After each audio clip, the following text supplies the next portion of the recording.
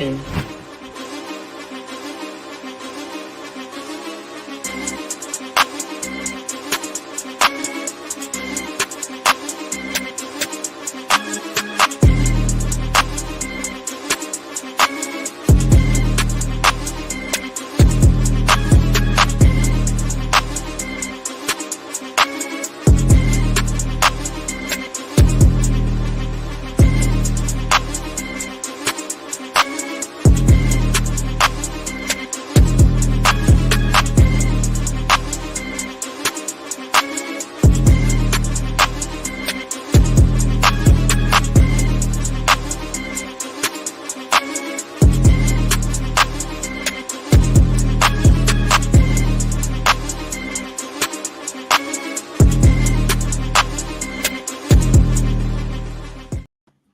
Yeah,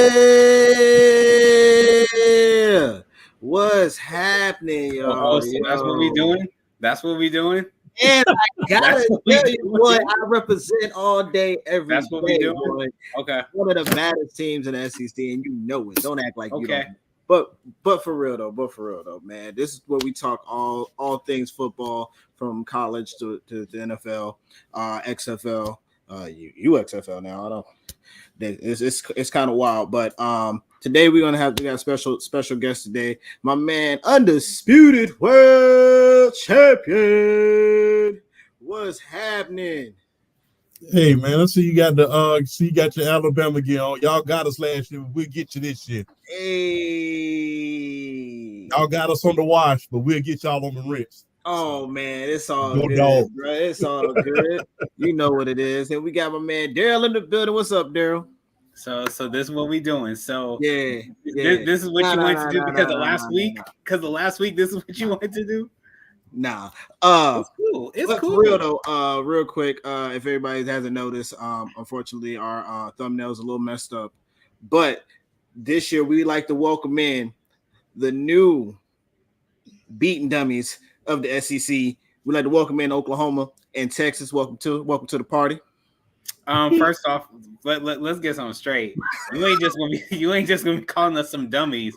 All right. I ain't tell you. I said you're gonna be a beating dummy. They make you a dummy. Y'all, they going to college. They're a little smart. Hey, but you about to get beat up. I tell you that, my man. This is a new year for y'all to know if y'all the real deal without Saban. If right. You really want to be honest with you, and I'm an SEC fan, Alabama always been that deal. If you really just want to be honest with you, this is just a social media era. And like I said, I'm a hardcore Georgia fan. I am a Georgia fan to the core. But if you really, really think about it, they didn't miss a beat. After they lost to the Bear, they won a national championship with fouls. And if you really, really look at it, if it hadn't been for Tyrone Petro getting hurt that year, they was number one in the league in defense and offense at that point. They just didn't have no offense toward the end. So they could have very well won that one with Shula. So, I mean, they lost 2 games that year. Then it was on downhill from there without Tyrone Petro. So, hey, I mean, you can't discredit the Tide. I know that Nick Saban is the only thing we've been seeing for the past 20 years, but you can't discredit the Tide, man. Like I said, I'm a Georgia fan to the core, but you got to get credit where credit is due. I mean, for real. I mean, we've had some lackluster years. Don't get it twisted. But we still put in some great defensive players in the NFL. It just so happened that when Nick Saban showed up, it became so much more. Oh, what's up, Tiff? We always miss Tiff. Tiff will always be somewhere else, man. What's happening? Salute. Bro, Miss Tiff, where was you last Sunday? We gotta talk about it. Yeah, you didn't want to be there for last Sunday neither. Even he had to admit it. Dacky boy. But for real, man, it's gonna be a fun season, man. A lot of things have changed for the SEC. The rules, or not the rules, but the structure of the SEC has completely changed. We are no longer doing the East-West divisions. Now it is a straight 16 team, straight conference. Everybody will play 8 games in conference, and will have to play 1 game outside, whether it's the ACC, Big 10, Big 12, Pac 12, or any major independent. And then everybody will have 2 open dates. I have no clue what the open dates are supposed to mean. I was looking at the schedule. I'm assuming it's called a bye week. So you have 2 bye weeks in this season instead of the 1, which is pretty interesting. Looking at the schedules, a couple big games that I already saw. First off, Georgia has a big game against Clemson, week 1. That should be good down in ATL. Alabama will play Georgia on the 28th. Let's see here. Who else we had? I had to go all the way down to find y'all, by the way. It was really bad. Then we got Texas. We got to play Texas, I think. Yeah, y'all also have to play Texas. Oklahoma will play Alabama towards the end of the year in November. So kind of like a Thanksgiving bowl, basically. Okay. I mean, Rodney, we gonna meet up and watch that game or what? Do you want to do that? Hey, look, man. I'm gonna tell you right now. What happened last time? You went to running off at the mouth. That was NFL. All right, bro. Get over it. I learned from my mistakes. Okay. Are you sure you want to do it? Do I need to make sure my wife is here to hold your hand? Negro, I'm good. I'm just saying. I'm gonna be real with you. I have no clue what's about to happen for Alabama completely. I really think Georgia's gonna take it this year, but it is gonna be a battle because I think Texas is still extremely good, and they come in with a top 10 defense. Yeah. That's already a boost for them. Plus having a really good offense. I'm pretty sure it's Archie Manning playing quarterback. No, that's Quentin Ewers. Nope. Oh, Quentin Ewers. And let's not look. I know we're talking about the SEC right now, but let's not forget about Ohio State. They did a lot of work in the transfer portal this past year. A lot of work. So, I mean, let's not forget about Ohio State, and let's not forget about Ole Miss. Ole Miss had the number 1 offense in the league last year. They also still led by Lane Kiffin, who is completely delusional. Hey, you got to be delusional in order to do anything good in this world. So they still got to have a way to stop Georgia or Oklahoma's high-powered offense, even Texas. So I don't think they have enough to really do that. I don't think he has the game. You know what? Thank you for that credit, though. Thank you for that credit for saying we got a high-power offense. To be honest with you, I don't know what Oklahoma's going to do. You just lost your quarterback to Oregon. Yeah. And not only that, Oregon has unlimited NIL thanks to Mr. Phil Knight at Nike. So, college football in trouble. College football and college sports in general in trouble at this point in time. So, because they give it unlimited NIL to the University of Oregon at this point in time. So, it's going to be interesting to see what that happens. Yeah, that's going to bring a lot of people over there. A lot of top talents. Whether it's because of the money or they really think they're going to win the championship. The uniforms are enough to get you over there. But champ. I wasn't talking about Georgia winning at all. I wasn't talking about Georgia winning at all. I'm just talking about the SEC. Yeah, SEC. I mean, I think we can. I get how Ohio State. I'm not going to underestimate Bama because Kalen DeVore just went to the national championship last year. I think a lot of guys. I think here's what the mistake that people are making. People watch SEC ball. They don't watch college football. Yeah. Kalen DeVore just went to the national championship last year. He's the reason that Michael Penix Jr. went number 9 overall to my Atlanta Falcons because of the air raid offense. And look, if he could do half of what he did with Jalen Milroe, who's already talented, but what he did with Michael Penix Jr., we may be talking about Jalen Milroe not only as a Heisman, but we may be talking about him as the number 1 overall pick over Shedeur Sanders. Because if you really look at what Kalen DeVore did with Michael Penix Jr. and that offense, it's nothing short of amazing. So, and like I said, Jalen Milroe already had a great season this past year. They was already talking about him for the Heisman, him being a possible candidate late in the year because of how good he was doing. But the thing is, with a Kalen DeVore that can develop a quarterback, it's going to be interesting to see what Alabama does this year with them. I'm not going to sell them just yet. But SEC is all about that defense, and if you can't hit, but the thing is, the air raid has won in the SEC before in the form of Steve Spurrier and the run and shoot offense. So we know that you could, and Bama has always had great defensive players. The main concern issue was the offense. We just and the line. We just lost the number one defensive player on our team. Oh yeah, Josh Downs went to Ohio State, didn't he? Yes, and that's why I said do not underestimate Ohio State. I didn't. We'll get to them next week. That's why we don't talk about it on the SEC. But the thing is, with Alabama, one leaves, another one comes in. So it's going to be interesting to see who the dark horse defensive player on that team is going to be. But the real person to watch is Jalen Milroe, because if he can develop as a little bit better of a passer, he could very well be a poor man's version of Lamar Jackson. And I can see that happening, and I can see him being in that Heisman race. So what are y'all thoughts on the new structure that we just went over a little bit? I'm with it. I like it. I'm with it.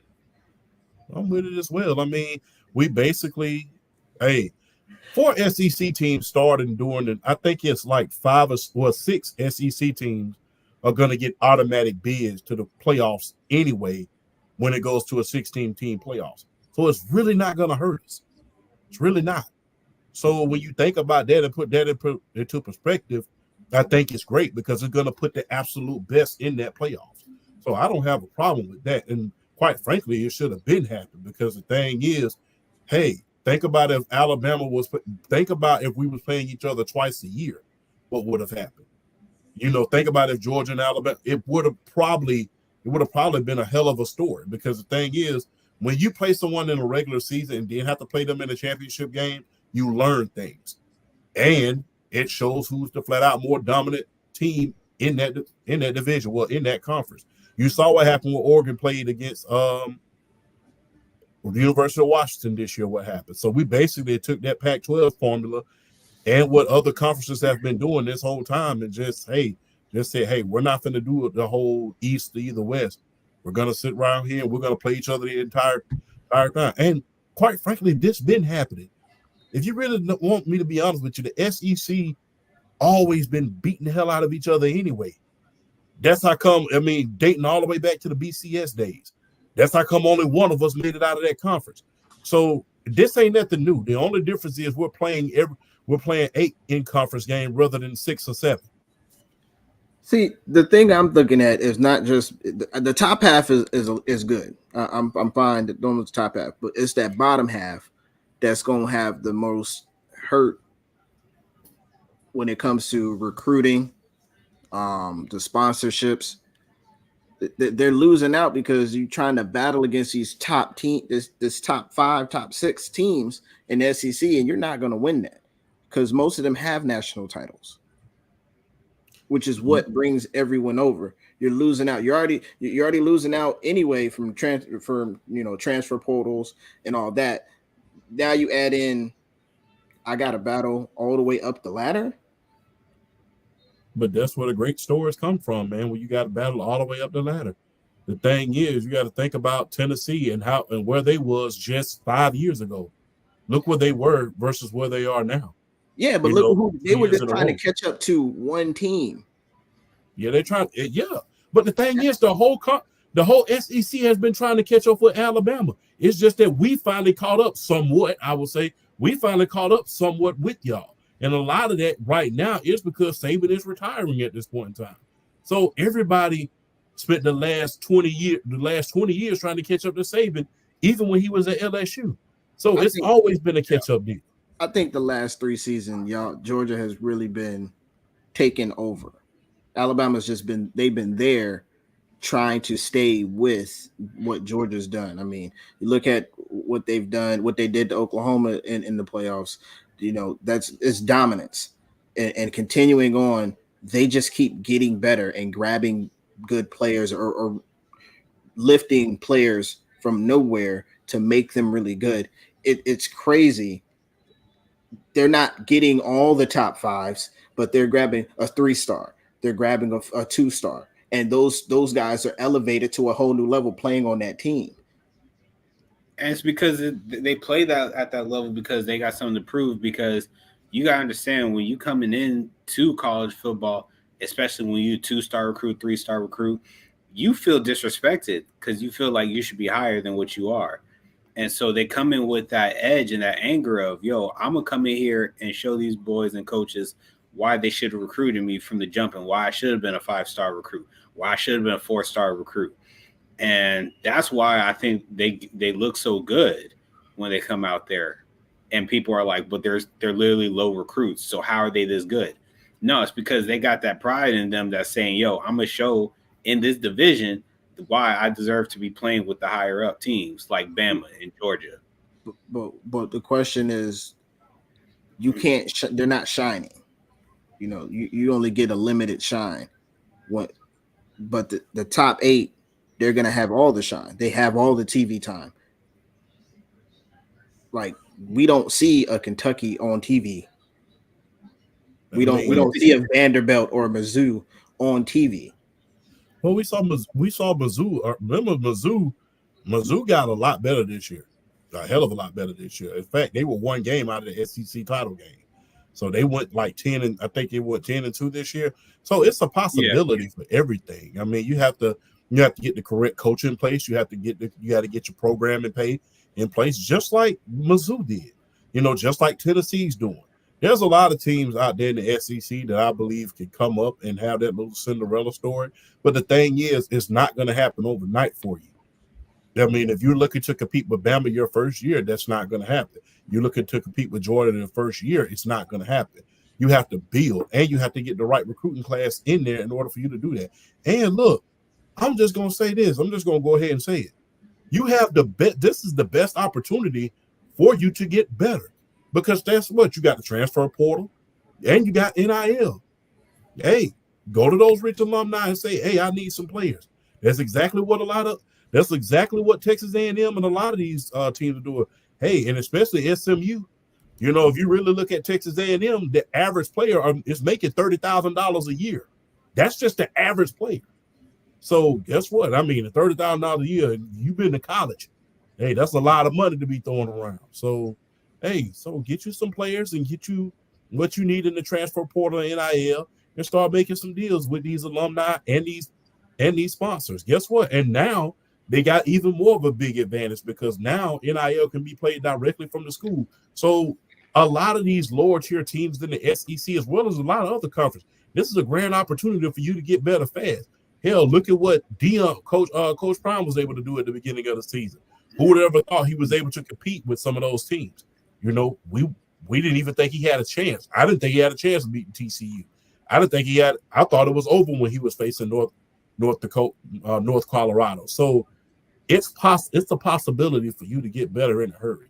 It's not a lost cause versus how it was back just like 5 or 6 years ago, where you have all of these 5-stars sitting the bench into their senior year because they want to be part of something special. Some of these guys want to really transfer and be a part of the underdog stories. They just haven't had that opportunity. Now the opportunity is there. Hey, start using it. And I think that's where a lot of coaches are going to miss out on. If you're just so content with doing the way things always were, then guess what? You're going to be the way they always were. It's time. Now it's the time for you to adapt and do some things and make some big moves. Guess what? This is just like the NFL now. Every year you got a chance to win. Every year. And guess what? This is college. So guess what? You got a chance to do something very, very special every single year. So, hey, it'll be interesting to see how good these teams are going to be. Because like I said, Mizzou just came back up. Tennessee's getting there. And, you know, you just never know what team might come up. Vanderbilt, they never had that great story anyway. So I really don't blame them for not being, you know, up there. But there's a possibility for a lot of teams. Because remember when South Carolina finally got a good coach in Steve Spurrier, they was able to do a few things. They may not have won a national championship, but they were at least 9-3, averaging 9 wins a season, and was able to make bowl games. So it's a possibility for you to do some things every single week. And there's no safe game in the SEC each week. It's kind of like the NFL. Remember what Urban Meyer said when he went to the NFL. It's like playing Alabama every week. So, I mean, hey, you're playing somebody good every week. There's never a safe game. No, it's definitely not an SEC. Anything can happen. big hits, big plays. They just happen, offense and defense. So I was going over some the rankings of the SEC coaches, not the players, the coaches. As you would think, Kirby Smart's number one, Brian Kelly 2. Steve Sarkisian at 3, just came in, gets 3. Kellen DeBoer is at 4. I'm so shocked. I thought he would be lower. Lane Kiffin at 5. Tennessee's Josh Hopeful. He's at 6. Who was that? Mizzou makes 7. Mark Stoops in Kentucky has 8. Number 9, Auburn. Hugh Freeze. And number 10, Brent Venables. So you say his name, Venables? Yeah, I think that's how you say it. Yeah. I'm asking Oklahoma. That's Oklahoma. Yes. Just yes. Make sure you. Yes, that's how you say it. I'm just messing with you. About time you can pronounce somebody's name correctly. He's not African. Cool. Moving on. Bro, you couldn't even say Saquon's name correctly. Yeah, I didn't say Shaquan's. What are you talking about? Check last episode, Saquon Barkley. Look! What happened to your camera? What's going on? I thought you were on a laptop. What are you on? A tablet? No, I am. It's kind of like a tablet laptop. It's holding up. So let's carry on, man. Let's carry on. We have to get you right, my boy. We have to get you right. So out of these SEC coaches, which is shocking, looking at guys who just came in to the SEC and as being as high as they are, like you literally leapfrogged a lot of teams. I mean, I know a lot of coaches are. Some of the new coaches are here. I want to say that was Texas A&M has a new coach. Yeah. Who's right behind y'all, by the way, at 11. But Florida's Bill Napier, new coach there. A lot of movements going on, which is good. But who do y'all feel is your top coach? Who in the SEC? Who you really think is the top coach in the SEC? I'm gonna exclude Kirby Smart because that's just a default at this point. I mean, yeah, I understand why you would say that. To me personally, I would go and say the coach I'm probably most excited to probably see that I feel like will do good is who'd you say over Mizzou head coaches? I forgot the name off the top of my head. Because of what he was able to do last season with them, I think Mizzou might actually shock some people this year in the SEC. I'm not going to say they're going to be up there as like the top, team, but they have a chance to be right there in the top 10. Especially since like you said, Champ, they was just one game away from getting in. So, when you got players and as a coach on your staff, that sends a message that, hey, if we was one game away last season, let's keep this train rolling. And next year, we might be able to do something special. So I won't be surprised if with his coaching, they do something good this upcoming year in the next couple months. Okay. What you got, Champ? What you got, Big Champ? You know what? I'm going to pick Coach Sarkisian. I think he's going to do some good things. I mean, he's coaching the SEC before, so he's well aware of how, it is. Not to mention, he was the offensive coordinator for the Atlanta Falcons. So I think he knows how it is to coach in the SEC. I think that team is more than ready. I don't think the only team, and no disrespect there, I'm really, really concerned about that's coming to the SEC is Oklahoma. And the only reason why is because they have a defensive coach versus an offensive coach. If they still had Lincoln Riley, I would not be concerned because Lincoln Riley is an offensive powerhouse, and at least although he didn't have a lot of defense, he was going to score a lot of points. Not to mention he doesn't have Dylan Gabriel anymore, which really kind of like, that really kind of puts them at a deficit. But go ahead. Yeah, because I was going to say, if you look at Lincoln Riley's record when it comes to playing SEC teams, is bad. And that was because at the time when he was in Oklahoma, we didn't have a defense. Like, we could put up 60 points in our sleep, but we also could get 50, 60 points also dropped on us in the same game. Yeah. So, and the reason y'all lost that playoff game against us because y'all didn't have y'all best defensive player in there I think his name was O'Shaughnessy or something like that. And defensive end. And he used to roam the field all the time. And for some reason, Lincoln Riley didn't have him in. So the minute they took him out and Nick Chubbs and those guys were running all over the field, I mean, he got hurt. Where's he at? Because that was their best defensive player. The guy had like 17 sacks the entire season. So he was one of the best pass rushers in the nation. And what was so shocking about that, he didn't go into the 7th round. He went to the Rams in the 7th round of their next year. But I think he was injured because of the injury, right? Yeah, it was because of the injury. Yeah. But they took him out. I mean, I don't know whether he got injured before or after that game, but they took him out and he didn't play most of that game. So I think if he would have been in, that would have been a good X factor for Oklahoma. But I'll say trust me, I really thought we was going to beat y'all too. I really did. Yeah, because like I said, he was like a roamer. They used to put him in places, and he could make some big plays on that defensive side of the ball. Once I started looking out on that field, and I didn't see him because my best friend, shout out to Calvin, he's an Oklahoma fan. Once I looked on that field and didn't see him for the majority of the ball game, I'm like, hey, Nick Chubbs and Sonny Michel finna run all over these guys, and it's finna get ugly in a hurry. But I would back to the lecture at hand, I would say Sarkisian. He knows what it's like to coach in the SEC. He knows these teams. He's coached on the staff with Kirby Smart before. Nothing is going to surprise him in this league. And plus, hey, Texas is a powerhouse. Yeah. Let's just keep it all the way 100.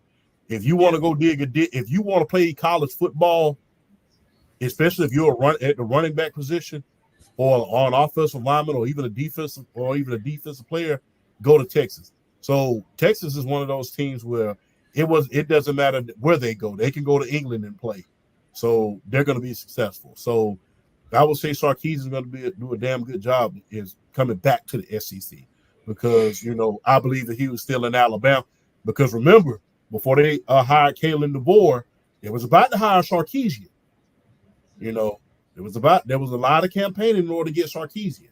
So, I mean, nothing is going to surprise Sarkisian in the SEC. Another dark horse coach, I would say, is Lane Kiffin.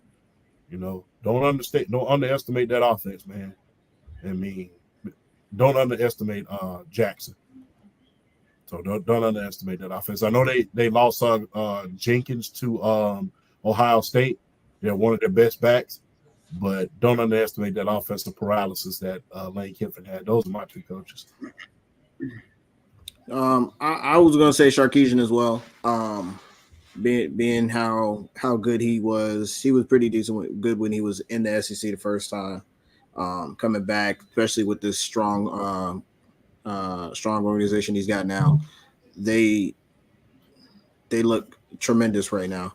But I'm also looking at Brian Kelly. I think after having, second overall pick quarterback being picked up, moving to the next stage with a new quarterback, I think Brian Kelly's been very good when he has a really talented quarterback at the helm. I don't know who they have this year, but I'm pretty sure Brian Kelly is really going to find somebody who can really sling the ball around like Jalen did. Jaden Daniels. Mm-hmm. He is literally going. That offense has always got ridiculous receivers, big, strong, fast.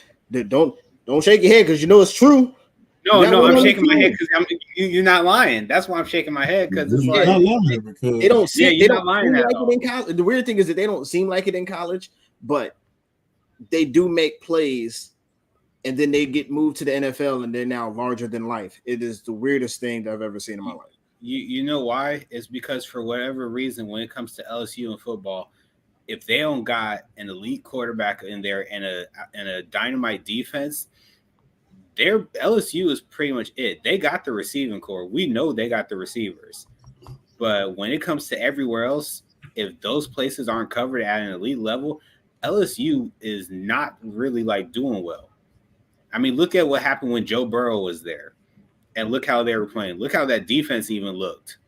It wasn't just the offense we talking about for LSU that year when they went to the national title. Their defense was elite too.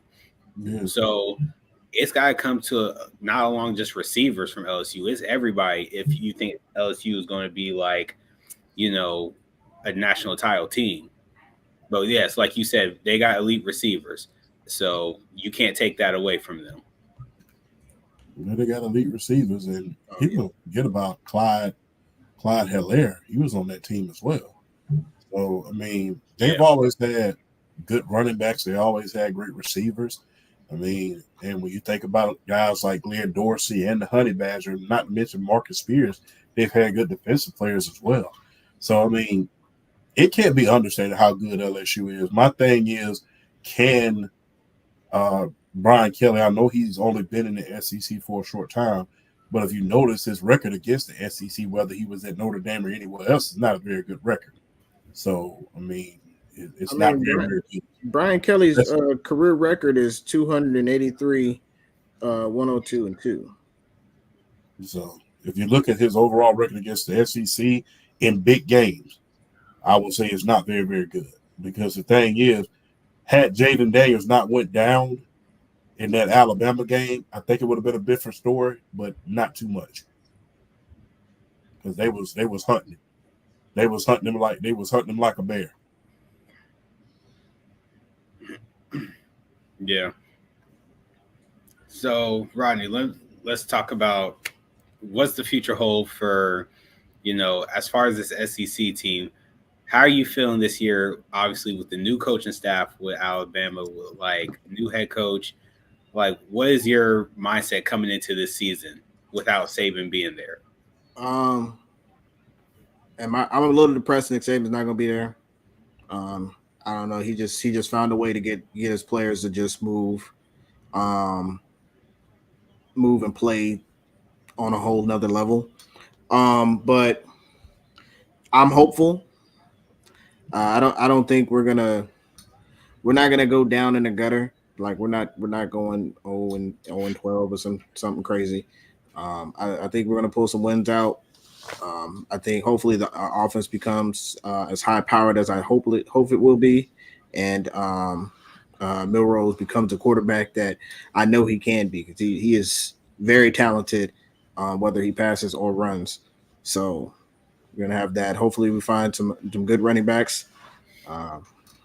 Definitely need to get that running back stable back in there. Last year was not a good run for us, but we still have some talented receivers on the roster. And our defense is going to step up and be as dominant as they normally are. It's just the offensive side of that ball has to improve. We lost a couple of offensive linemen, so retooling that. So it's going to be some growing pains a little bit, especially the new coach, his first time in SEC. And once them hats hit, I think he'll be fine. I think like Milrose said, let a naysayer know. It means. Hey man. Hey Champ, same question for you, obviously. So like what's the future hold for this upcoming season for Georgia? I think look, that's been a number one. Let's just tell it like it is. Coach Smart has to get these guys under control with these driving records. Because I'm just gonna keep it real. I'm not gonna come on any show and be a biased fan. Yes, we have a hell of an opportunity in order to get a national championship, the third one in 4 years, to become a dynasty, especially on the heels of that loss to Alabama last year. It should have been another college football playoff appearance, and fully think that we could have beaten Michigan, but that's neither here nor there because if it was a fifth, we'd all be drunk. But I digress. But the thing is, Coach Smart has to get these guys under control with these driving charges. There's been 22 driver-related incidents at the University of Georgia this past year since January the 21st of 2023. There's been 22. And not to mention, that's not even, I don't think that's even including the fatality or the Jalen Carter incident. So Coach has to get these players under control in order to make sure that this doesn't go off the rails in the middle of the year. Because imagine if he doesn't, and let's say the star quarterback or let's say ATN gets in trouble again, we may very well, the whole season may be sunk after that. So guys have to. So Coach Smart, I know he will, but he has to get those players under control, man. And those driver-related incidents have to come to a freeze in a hurry. I mean, in a full hurry, because if it doesn't, it's going to be a lot of problems that's going to happen for that team. And we're going to start hearing a lot of things about how Kirby Smart has an undisciplined team. Now, granted, every school has their problems, but when you have 22 driver-related incidents and a fatality and a player getting sued now that he's on an NFL contract, it's a problem at a certain point, and that has to be rectified. As far as the product on the field, this is your grand opportunity. The opportunity is there. You have a very, very competent offense. There was a lot of growing pains last year with the sputtering offense because Carson Beck, he was getting used to the offense. And not to mention Robinson got injured earlier in the season, right before the season, as a matter of fact. But now that those guys are back and you've added a Trevor Etienne, now you should be able to generate a little bit more offense. Hopefully, Coach Bobo can get us going. So that's the only thing that concerns me. It's not the defense that concerns me. It's the offense that was sputtering last year because a lot of times the offense will look slow and it'll turn up. And now that we have this very, very difficult schedule, it's going to be a lot of darn show and telling at this point because now, and this is the reason why I like the schedule, now you can't play down to the competition. Your behind got to play every single week. And so guess what? You play down to the competition and you're going against Texas if you want to, or you're going against Oklahoma or somebody like that if you want to, and you end up getting knocked out of the playoffs because of that. Hey, that's on you at that point. You can't blame, hey, you're just playing down to the competition. No, this is a conference game. Every game counts in this conference. So guess what? Hey, Kirby, Coach Smart, you got to get these guys under control with these driving charges, and you got to get this offense under control because last year that offense was sputtering. But like I said, I believe wholeheartedly it's going to come down to Georgia and Ohio State. Honestly, I'm going to be real with you. So, like Georgia, like you said, that was the biggest takeaway I saw last year was that y'all games weren't high-scoring games, and obviously because the defense was elite. But the offense, to me, I felt like was just slow. It was lackadaisical.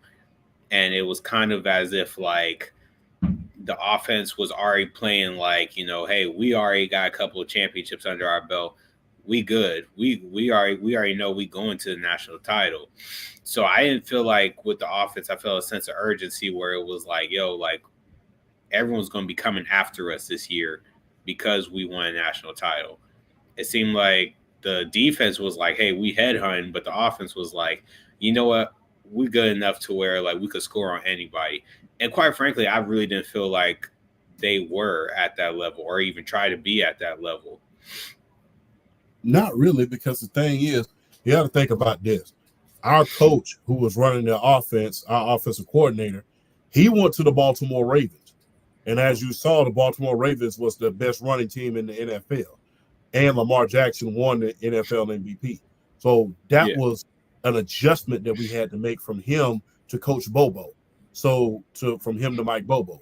So it was a lot of learning curves in the offense, and the offense sputtered because, new quarterback going into a new system, it's always going to be a struggle. But like I said, we played down to, thankfully, we played a lot of, lackluster teams, and we was able to overcome. But, I kind of knew we was in trouble earlier in the season when we was only scoring like 21 at halftime.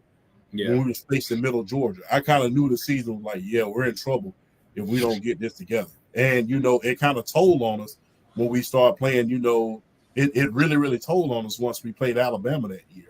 And it told on us when we played Auburn. So the thing is, hopefully second year into this offense, you have new players as well.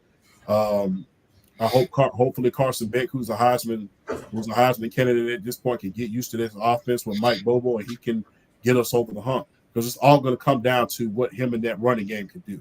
But one of the main reasons why our offense sputtered is because we lost our offensive coordinator and he went to Baltimore. And you saw the result. Lamar Jackson had one hell of a season last year, and he won the MVP, and it was the highest scoring running team in the NFL up until they got to the AFC Championship, which I don't know why he stopped running the ball or why he forgot to run the ball during that time. That's neither here nor there. This is college, not the pros. But as you can see, Rocky was like, I don't know why he stopped either. But, going from the coach that went to Baltimore to Coach Bobo was definitely a transition. And I think that's one of the main reasons why the offense sputtered at a certain point. So I'm going to address this, even though I want to wait, but we're going to address this because my man Daryl's friend has to come in here and say Ohio State won it all. I'm with you that they have the possibility being the top team. They still have to get through their conference, and it's not going to be easy. You don't have to worry about Michigan anymore. Nope. But you still have to worry about Penn State. Which you have to worry about Iowa. You don't think the Lions got something? I don't think they have anything because that coach does not play up to the competition. The thing is, every time that he's played either Michigan or Ohio State the past few years, he's 0-4. So what have you proven?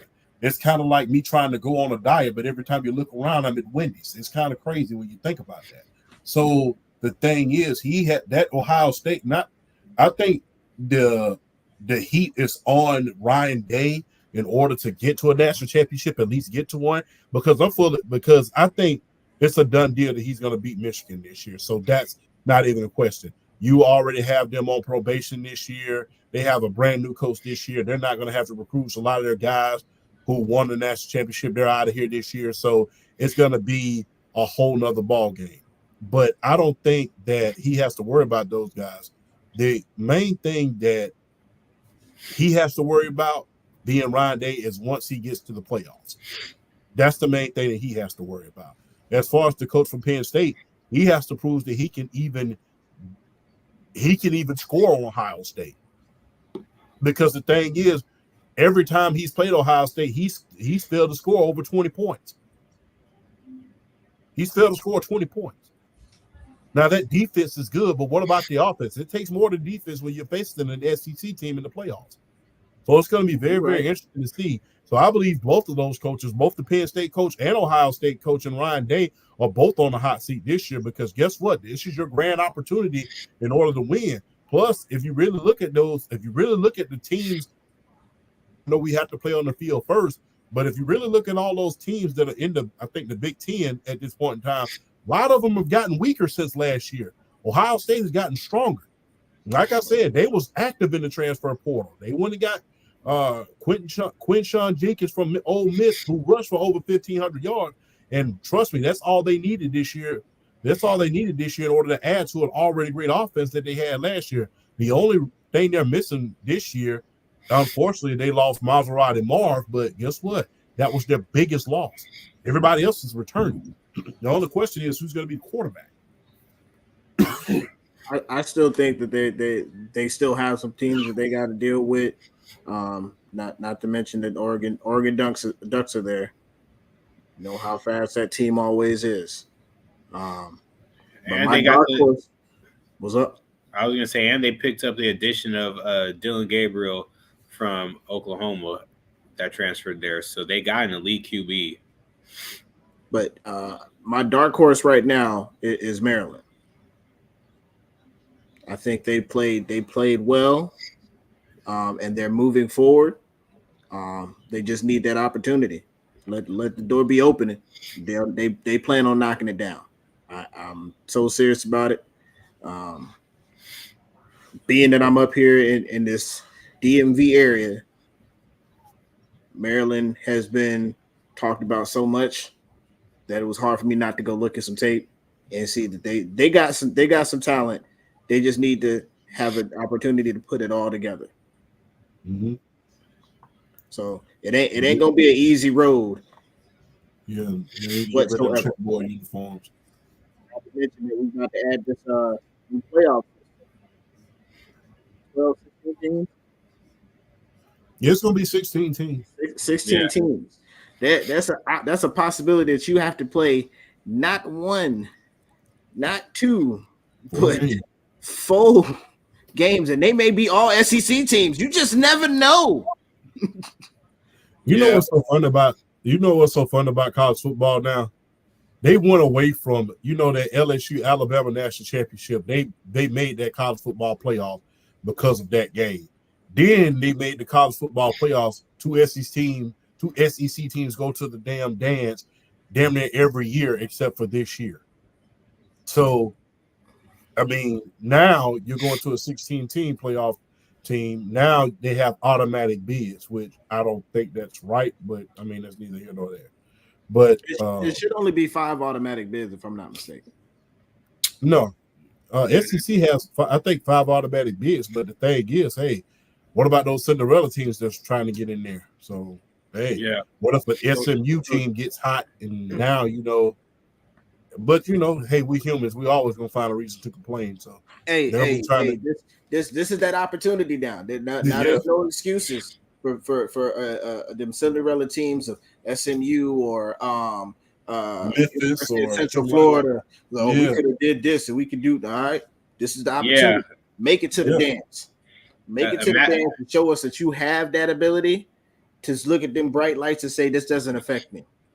Yeah, imagine what happened. Like, I forgot what year it was when Boise State had their streak when they were winning games, and they kept saying we belong in the BCS national championship. They got the opportunity, and what happened next? They got beat like they told so. This is gonna solve all that problem. This is your opportunity. You were one and done in the playoff, and then if you don't beat this one team, you don't move on. There's no second opportunities. You on the bright lights. Ain't nobody gonna be playing. These are bowl games made into playoff games. So you the only one playing at that time. Hey, win, you go on, you lose, you play basketball. And some of y'all should probably go ahead and play basketball now. Yeah, some of y'all. So not Ohio State. Y'all not good in basketball. I don't know what y'all be doing. Y'all keep playing football. Don't last time Ohio State was relevant in basketball was when D'Angelo Russell was there as the point guard. Crazy. I forgot all about that. I was about to say when Jimmy Jackson was there. I was about to say with Jimmy Jackson. That just go to show you how old I am. Oh man, but I'm gonna tell you one thing. So because I'm gonna do the same thing. So for Oklahoma this year for SEC, I'm gonna say we're gonna have a bunch of growing pains because we're going to a new division. So I know I've been talking trash about Oklahoma, saying what we're going to do, but truthfully speaking, it's going to be a new challenge for us, challenge, and this is SEC ball, and from the past that Oklahoma has to deal with, we struggled playing against SEC teams. So I'm gonna say this because this is the thing that y'all gonna realize when you play SEC teams, especially even if it's a bottom team like Mizzou. Well, South Carolina, these teams gonna play you like it's a championship game, and you're not used to that. These guys have been in Oklahoma for two or 3 years. They're not used to a team that wasn't supposed to win this game coming out playing like they're gonna win this game. Well, I'm gonna tell you like this. So I don't think we're gonna come in automatically with that chip thinking like when we play Mizzou, when we play South Carolina, Arkansas, those schools, that's going to be easy wins. Because in our own division, the Big 12, we lost to Kansas a couple times. And that's because we went in there thinking we could handle them easily. We've lost to Iowa State because we thought, oh, well, it's an easy team, and we've lost those games. So, yeah, I know that I had the same look when we lost. That's another team that, we should have been in the dance. So I'm gonna tell you right now, as for Oklahoma, this defense, the defense has definitely gotten better since since Lincoln Riley left. And so I feel a little better about us with that side of the ball. But the thing is, we lost a lot of people in the transfer portal. And that's where I'm like, this year, I'm just not with it. We may have a midseason. I'm not going to say we'll be up there in the top 5 in the SEC. But because of the moves that happened, losing Gabriel to go and transfer into Oregon, who I thought was going to stay with us, losing people from the NFL draft that were key pieces for us. I think if anything, we're probably going to be like, if not like in the top 10, we're going to be close to number 8 or 9. That's what I feel about this first year season coming into the SEC, truthfully. I mean, this SEC schedule looks pretty interesting, man. A lot of looking at, like I said, Georgia. You got Clemson starting out. That's a tough game right there. They didn't look like it last year. Little growing pains or whatever they had going on with them, but this year that's gonna be nasty. They may take that step back to being one of those top teams again. I mean, they always gonna be the top team in the SEC. So. No, ACC, sorry. You got Texas Tech, which kind of cupcake game for y'all, but Kentucky, Kentucky, they gonna play hard. They're gonna play hard. We only beat Kentucky by 10 points last year. So like I said, the offense was very much sputtery. Yeah. So hopefully that helps y'all. Kind of retool and make sure y'all are moving forward, because then you go in and play Alabama and then Auburn right after that. Ooh, that's two big games. Oh goodness, that's wild. That's a rough playing on the road. Both of those games on the road. One on the road, one at home. Alabama back on the road. You might as well just stay in Alabama. Oh yeah, basically but y'all down the street, so it don't matter. Like a 3-hour drive, if that. Then you got Mississippi State coming in, and then you hit Texas. Not to mention you playing Florida and Jacksonville. Not sure about that one. Ole Miss, Tennessee, UMass, and as always, Georgia Tech at the end of the year. Is Georgia Tech still using that Full House? Yes, they are. Yeah. Why they don't stop? That's what I heard. It's so ridiculous. I swear to God, Georgia Tech, y'all killing us with this. As far as Alabama, we got West Kentucky, South Florida, and Wisconsin. We could be coming in with at least one blemish, because I do think Wisconsin is still a very top team, and we're playing at Wisconsin. Got Georgia, Vanderbilt, South Carolina, Tennessee, Mizzou, LSU, Mercer, Oklahoma, and Auburn. They're going to keep Auburn and Alabama playing that last game. That's a guarantee. Iron Bowl. That's how. It's one of the most legendary games in SEC history. As far as Oklahoma, y'all starting off with Temple, Houston, and Tulane. And then you hit Tennessee, Auburn at Auburn. Then you got to break, because you got to rest up, because you got to go right into Dallas to play Texas. Well, we'll. Oh yeah, that is right. I'm glad they kept the Red River Showdown. I think they're keeping the Red River Showdown. That's good. But y'all ain't playing y'all in-state rival, is it? Yeah.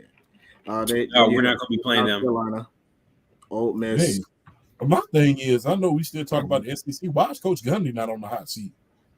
Who? Coach Gundy. Why is he not on the hot seat? He should be. He had a 10-win season last year, but he ain't. With all these hype teams he hasn't done much with them. He's been losing to Texas and Oklahoma the last couple of years. So honestly, I think they just haven't found an option for him. So they probably were just like, we're just going to keep him until he has a losing season. Then we'll get rid of him. hey, you're gonna be waiting a long time because man, we break something down to you. Hey, look, not all athletic directors when it comes to college football, especially, are the smartest. Like, let's keep it real. There's been some coaches that still got jobs in college football that should have been gone. I mean, last year, 2022, I mean, he had a 12-win season in 2021. Then he went 7-6, 2022. He went 10-4 last year, just last year. And then for 3 straight years, he had 7 to 8 win seasons from 2018 to 2020.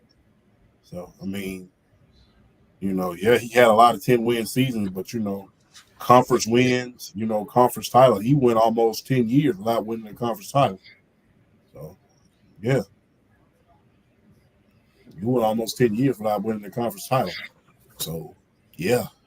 They probably just can't find another option. That's literally all I can think. They probably think they can. There's no other option. Hey, All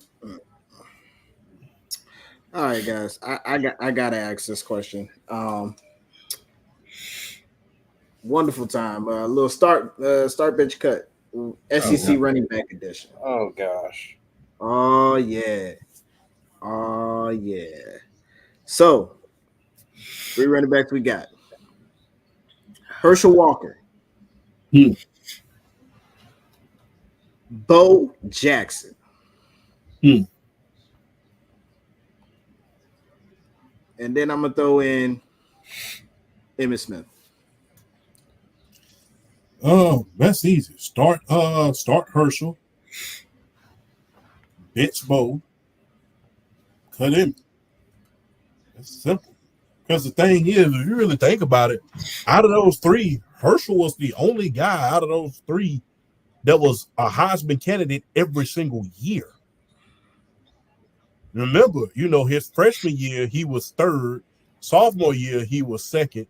And then finally, when he won his junior year, he was 1st. So he had a Heisman candidate year every single year when he was in college.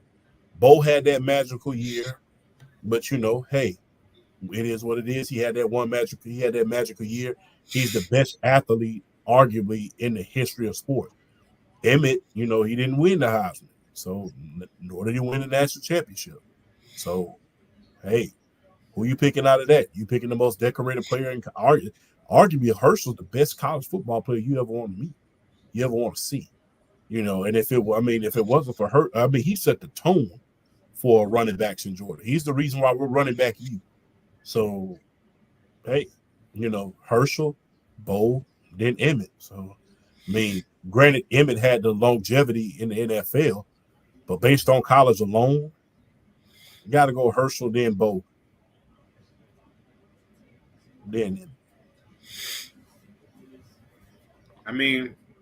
That's true, because when you talk about running backs, especially in Georgia, Herschel Walker always going to be the first name that get brought up, especially at running backs in general when it comes to college football. You don't hear much in the NFL, but since we talking college ball, Herschel Walker is always going to be that first name that pop up. Bo Jackson, obviously I'm going to bench him because he did his thing in Auburn. Had you not mentioned Herschel Walker, I probably would have said Bo Jackson first, but you did what you had to do. The next guy on the list wasn't better than Emmitt, so yeah, exactly. So that's why. McLaurin. Yeah, that's why. So Emmitt, I understand that's your Dallas Cowboys boy. I wasn't going to put. Darren McFadden was a Cowboy too, and I didn't put him in. That had nothing to do with the Cowboys. Yeah, that's true. Hey, because sometimes you like picking your boys. You already like believe in your boys way too much. You like to believe in your boys way too much. Did I bring up the Cowboys, champ? Did anybody say anything about the Cowboys? But I know how you get when you talk about players that are Cowboys. No, because we had a conversation about Cole Beasley, and I was like, he's no longer here. He's not a Cowboy. He was a Cowboy. He was good when he was a Cowboy, and he decided that he wanted to go play for Buffalo to not do nothing. I don't know what you want me to do. When you think about it, let me look up Emmitt Smith College stats real quick. Because if you really want to be honest about it, you could have picked Darren McFadden over Emmitt in college. I mean, on the ranking, Darren McFadden is number 3. I mean, although he shared time with Felix Jones. So, and plus he was a Heisman candidate. So, hey. It still would have went in the same order, but you know, in college and college alone, you could have taken Darren McFadden over Emmitt.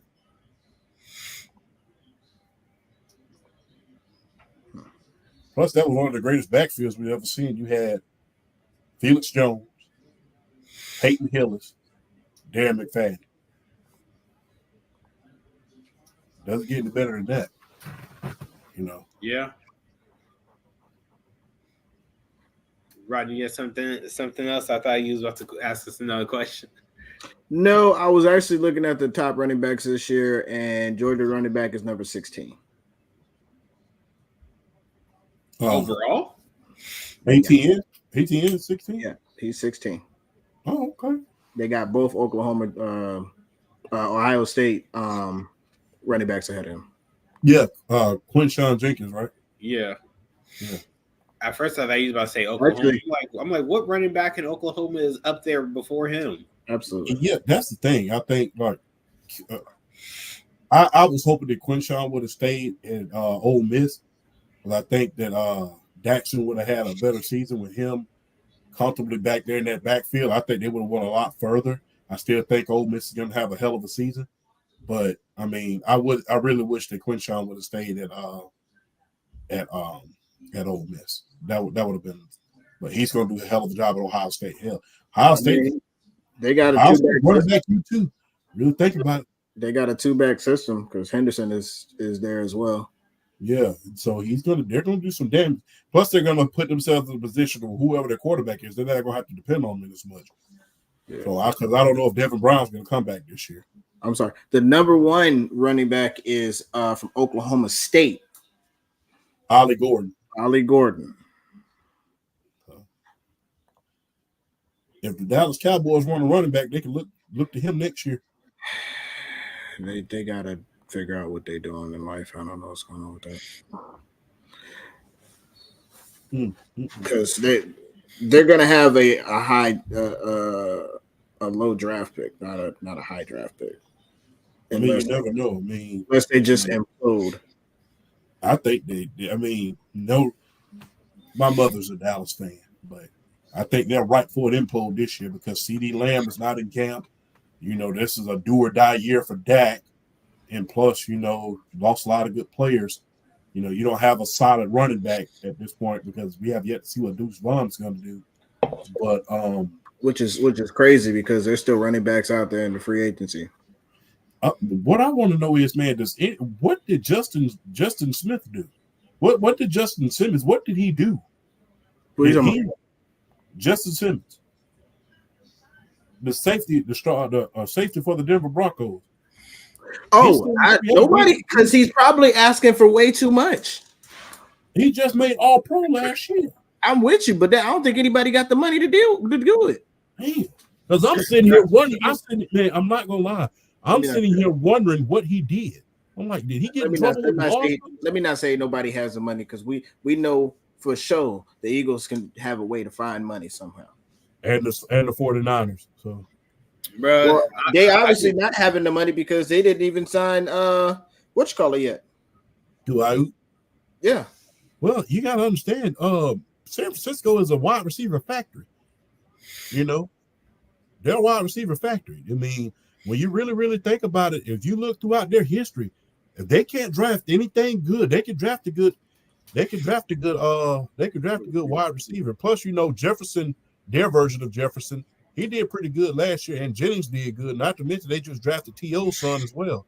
So, well, he went undrafted. He was an undrafted free agent. So, you know, with that team and them being developed in that offense, you don't never know who's going to break out. So they're kind of trying to see how he's going to do this year. Plus, they want to see what Debo's going to do this year. See if they can get, because one of them got to go. So one of them going to have to leave, and I think it needs to be Debo. But hey, Ayuk, if you listen, if you want to get paid, come to Atlanta. Got some money for you. Yes, go to Atlanta. Don't go to the Commanders. The Commanders ain't nothing. Yeah, we got money for you, and we got Magic City. So yes, go to Atlanta. Go to Atlanta. Don't go to the Commanders. We got money for you, and we got Magic City. Don't go to the Commanders. I came back on Magic City. That's all the control, man. Out of control, champ. Bro, I'm telling you, Magic City is what gets players to come to Atlanta. They just like lemon pepper wings, man. That lemon pepper wings and the lemon pepper catfish, that's gonna get you every time. But bro, is the wings that good that got everybody hooked on it? Yeah, it's just that good, man. Yeah, them lemon pepper wings be slapping. And them catfish, lemon pepper catfish nuggets is good, man. So, champ, look, these are the names that are on the list for running backs, still on the watch, still free agents. Delvin Cook, Cam Akers, Joshua Kelly, Latavius Murray, Kareem Hunt, Matt Breida, McKinney, Jacob Johnson, Kevin Smith, Melvin Gordon, if he could have ever just stayed healthy, Brandon Bolden, Benjamin, Keyshawn Vaughn, Deion Jackson. To be honest with you, I'm surprised that Cleveland didn't bring Kareem Hunt back, because they don't know how Nick Chubb is gonna be. Granted, helps them having that two-back system, but I don't know. Yeah, and not only that, granted, he did it once, he'll do it again, because he had the same type of injury when he was at the University of Georgia. But I think they should have went ahead and brought him on back just in case, so that way you won't have to worry about. Because I don't really trust the spa man. I don't really trust him at quarterback. So yeah, I mean, I don't know, man. It's crazy that the way Dallas has been doing stuff, but it is a Jerry Jones thing to do out of ordinary stuff or not do anything at all. I don't know. Got one player sign. Still haven't signed CeeDee. Still haven't signed Micah Parsons. Put somebody on, give somebody a franchise tag. CeeDee is the one that got to get signed. But I'm not sure why they haven't even had that conversation about it, because we were waiting on Justin Jefferson. He set the market. Bam. Cool. So it's going to be south of whatever he has, but north of whatever what's his name down in Miami? Tyreek Hill. No, because I think Tyreek Hill is higher than that. The Waddle. Yeah, it's got to be north of whatever Waddle is, because Waddle's the second receiver. He ain't the first receiver. He ain't. Think about this. Hey, look, this is a scenario that people need to put in their mind. Tua hasn't been healthy but 1 year. Yeah, 1 year. What happens if Dak doesn't re-sign with Dallas and goes to Miami? And actually wins a championship? Well, not just that. You have the receivers in the offense down there. So but he, in order to make himself valuable or more valuable than he was already valued, he would have to actually win the championship, not just he's already been doing, getting to the playoffs, getting out because they're in the cold weather. Well, he's already better than Tua right about now. So I mean, I have no doubt. Even because people talk about great situations, people talk about Brock Purdy. You can't buy a better situation than what Tua's in right about now. I think the two best situations right now is Purdy and Tua. You can't say that Caleb Williams isn't in just as good a situation as he is. Well, the offensive line up there kind of shaky. We'll see what they did because they did try to rebuild. Offensive line you got over there in Chicago. Well, but you got to think Tua's in one of the best situations because you not only got Tyreek Hill, Waddle, and then mind you for a 1-year deal, even though Odell is old in like football age, but still he's still a good receiver. That could be the third receiver, and then you got A-Chain and Mostert in the back. Mostert, yeah. So they have a 3 running back duo right now because they drafted the rookie Jalen Wright. Yeah, I will always remember that. Just so you know, just so y'all know, I'm gonna always remember that they drafted that guy. So there you have it. Like that's the greatest situation you could think of right there. Yeah, I mean that they just happen to get some better right there. I mean, even Jalen Hurts is in a good situation. He's got a really high-powered offense as well. He's just not that great. I'm not ready to give up on Jalen Hurts as of yet. The thing is this. I think they took a step back last year because they lost Shane Steichen and Brian Johnson was there. Now that they have a better offensive coordinator, I think that they're going to do a hell of a more job because that offensive coordinator, he was hot. He was garbage truck juice. That's reasonable, but you just lost your all pro, all lifetime center. Yeah, well, you cannot replace that, but you got to think about it. That whole offensive line made the Pro Bowl. Yeah. You can't replace that center, but your whole offensive line made the Pro Bowl. Yeah, but the reason why most of those guys made Pro Bowl because they were led by somebody that was just that much better. Yeah. Now who's calling those signals down there? But you still got Lane Johnson over there, who I mean was still a veteran offensive lineman for the Eagles, who probably will be next in line to call signals for that O-line and be the leader. Let me let you know this crazy thing. It's the reason why Dallas offensive line doesn't look that unified. Hold on, before you roll your eyes. Who rolled that? You. I see you. So when Travis Frederick retired because of injuries, that's when Dallas' offensive line went down. Mm-hmm. Nobody was there to call those shots. Yeah, we still had Zach Martin. We still had Tyron Smith, but they needed to be led. Travis Frederick was too smart and too talented and was undersold. Nobody noticed him being as good as that offensive line was because you had that guy who led that. He allowed somebody like Zach Martin to shine the way he did.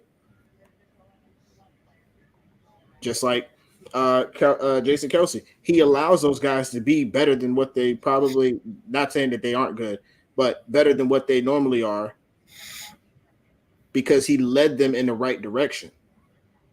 Without good leadership, you can't go very far. Mm-hmm. And your leader is always that person that's at the front. I don't know about you, but I don't follow people who are behind me. That is a good point. So okay. I do think they're going to have still some problems because that offensive line is going to suffer a little bit. The right calls got to be made. Hopefully they got the replacement that is suitable or at least capable to be half of what Jason Kelce was. Because you're not going to be Jason Kelce, sorry. Just like ain't nobody going to be Aaron Donald. I was just about to go there. Not going to play. No, I think what's so funny about that, it is crazy how when you think about how strong this guy's only my height. I mean, I call him Al B. Sure shoulder pads because he got that cut just like Al B. Sure used to. But yeah. So oh man. But yeah, I call him Al B. Sure shoulder pads. But this dude, I mean, to be only 6'1", and it take a village to block. Because you remember Reggie White, he's like 6'4", 6'5". Warren Sapp, he's like 6'3", 6'4". You think about Cortez Kennedy, he was 6'5". When you think about how low to the ground he was and how undersized he was, but yet how strong he was, it was just, that's amazing when you think about Aaron Donald. I mean, that defense is in trouble because, or as Daryl would say, the knife fighter. Yeah.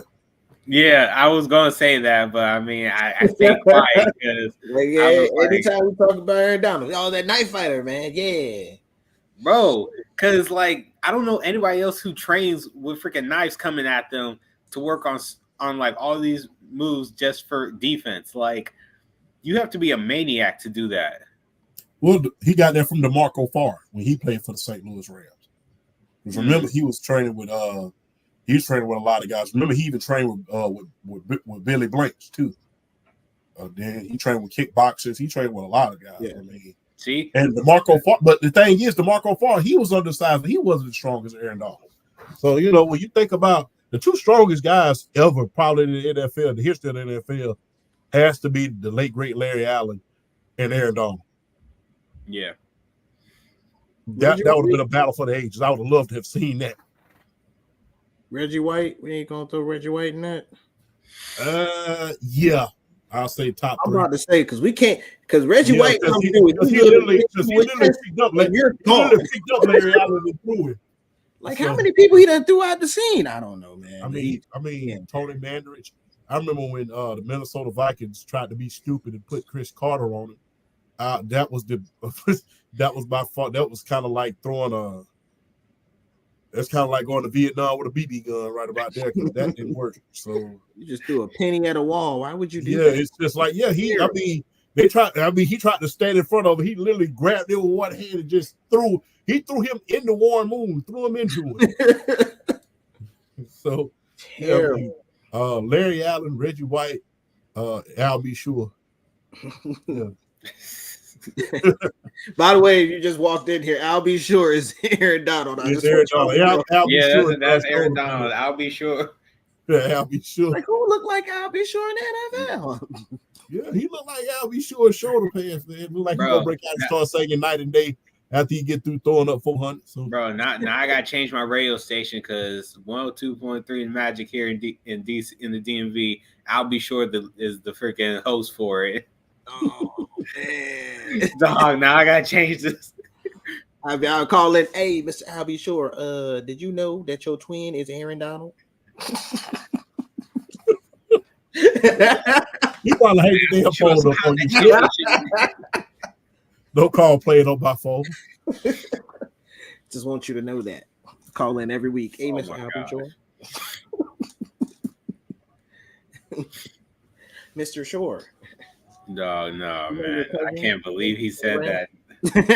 Dang, champ. Now I gotta change everything. I can't even listen to I'll be sure. We can walk upstairs and Dad will say, I'll be sure. Why are you listening to Aaron Donald? Bro. Get me out of here, bro. Get me out of here. Hey, that was funny, man. Ain't no way. Oh man, that's all right, guys. Then we had the call for the day, man. That was so much fun. I like to say one last thing before we close out. Yes. Who was it? Jacoby from Baltimore Ravens recently passed away today. So, condolence out to, him, his family, his loved ones, because that was definitely like hard to hear this morning, especially from what we saw he did with the Texans and in Baltimore, especially in the Super Bowl against the Niners. So, condolences go out to his family and loved one. Yeah, definitely. That's terrible news, man. Anybody who loses their life is not a laughing matter at all. But we wish them well, wish his family well. As they go through this grieving process. But Mr. Champ, got any last words, Mr. Chisel Champ? Hey, thank you guys for inviting me on the show as usual. Always a privilege, a pleasure, and an honor to be here. Hey, if y'all are in the chat somewhere. Like and subscribe to this podcast. One of the best ones I've ever been on. Hey, man, looking forward to this football season.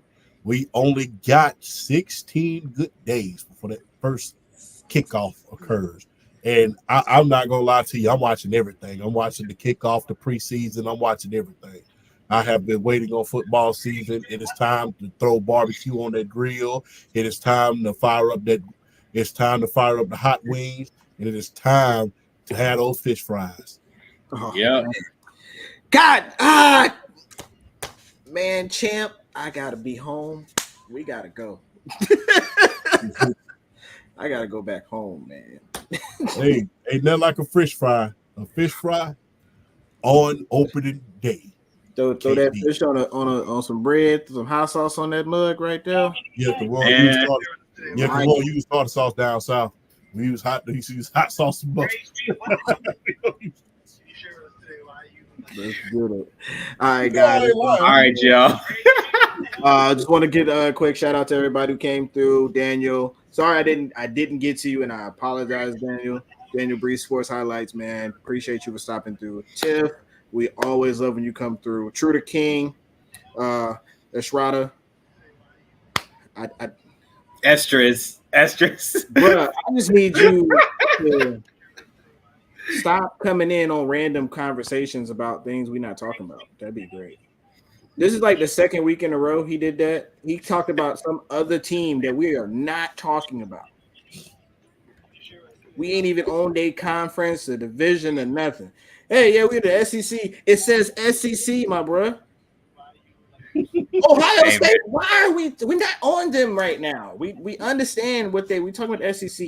Because SEC has big changes. The SEC was great. Then last week we were talking about the NFC East. Somehow the 49ers came out. We're not talking about them. I think he feel like we're a radio show. Like, give us a call. You know. No, we're not talking about them, man. Oh, not to mention we had another dude. Oh, Detroit. Like, don't nobody care about Detroit. We're not talking about them either, man. We had them conversations. You missed that episode, sir. Go back and see when we were talking good about them. We're not talking about them no more. We're talking about other people. Now we're not going to talk good about them no more. Make sure your coach does good plays during playoff time. That's terrible. All right, yeah. Cut. All right, guys, man. We love y'all for real. See y'all next time, and we out. Oh my gosh.